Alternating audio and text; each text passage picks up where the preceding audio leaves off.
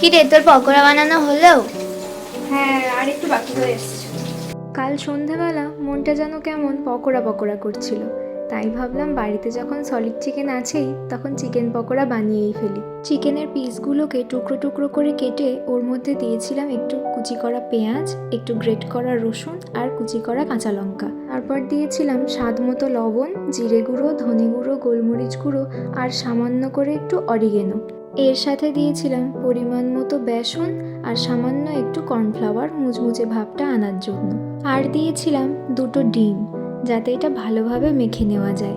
চাইলে এটা জল দিয়েও মাখা যায়, কিন্তু আমি স্বাদটা বাড়ানোর জন্য দুটো ডিম ভেঙে দিয়েছিলাম। এই যে মাখা হয়ে গেছে, এবার কিছুক্ষণ রেখে গরম তেলের মধ্যে ছেড়ে ডিপ ফ্রাই করে নেব। আমি গ্যাসের ফ্লেমটা লো টু মিডিয়াম রেখেছিলাম, যাতে এটা আস্তে আস্তে হয়। এভাবে করে বানালে ভেতরটাও ভালো মতো সেদ্ধ হবে আর বাইরে থেকে মুচমুচে ভাবটাও থাকবে। তোমরা চাইলে প্রথমে একবার হালকা একটু ভেজে তুলে রেখে কিছুক্ষণ পর আবার ডিপ ফ্রাই করে নিতে পারো। এভাবে বানালেও বেশ ভালো হয় পকোড়াগুলো। এই রেসিপিটা হয়তো সবারই জানা, তাও আমাকে জানিও কেমন লাগলো। আজ আসি, টাটা। কেমন হয়েছে?